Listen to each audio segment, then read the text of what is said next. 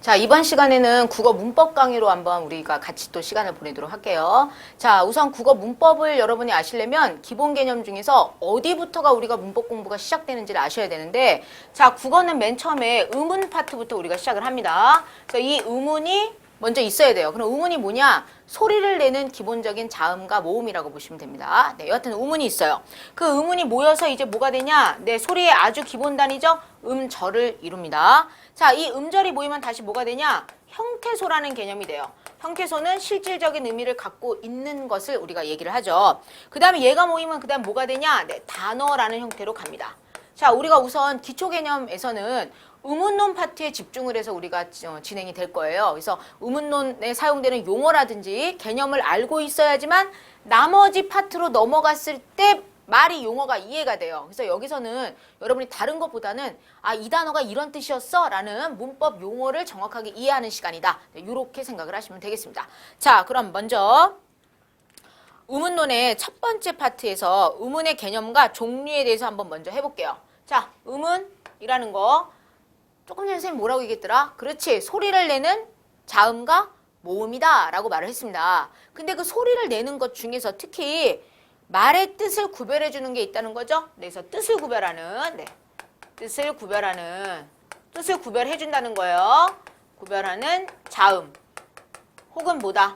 모음이다. 네, 이렇게 여러분이 네, 이해하시면 될 것 같아요. 그러면 예를 들어 밤이라는 소리와 감이라는 소리가 있다고 봅시다.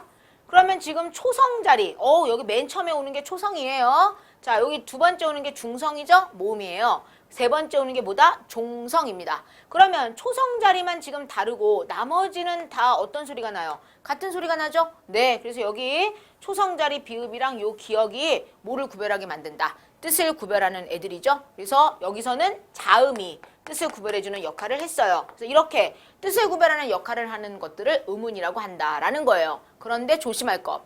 그러면 이 밤이라는 거에 의문의 개수는 몇 개입니까? 그러면은 비읍이랑 기억이 구별이 됐으니까 하나라고 말한다? 네, 틀렸죠? 소리 나는 자음 모음은 다 세는 거예요. 그래서 하나, 둘, 셋, 네, 의문상 3개입니다. 마찬가지죠? 하나, 둘, 셋, 의문상 몇 개라는 거예요? 3개예요. 그래서 우리가 의문 그러면 소리를 내는 기본 단위이면서 말의 뜻을 구별해주는 역할을 한다라고 알고 계시고요. 그때 뜻을 구별하는 거는 다른 단어와의 관련 속에서 구별하는 거고, 기본적으로 이 안에서의 의문의 개수를 따질 때는 자음, 모음을 다 센다 라고 생각하시는 게 의문의 개수를 정확하게 이해하시는 방법이에요. 자, 그래서 의문은 여하튼 간에 뜻을 구별하는 뭐다? 최소 단위다. 자음과 모음이다. 네, 이렇게 이해하시면 되겠습니다. 자, 근데 특히 이 자음과 모음을 우리가 분절 의문이라는 개념으로 봐요.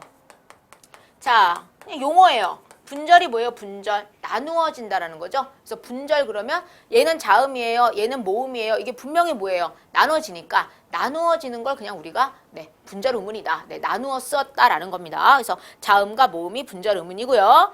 자, 반면에 분절 의문이 아닌 애들도 있겠죠? 그건 아니다 비자를 써서 비분절 의문. 네, 이렇게 표현을 합니다. 자, 우리 평상시에 말을 할 때 눈에 뭐가 들어가요? 하늘에서 떨어지는 눈.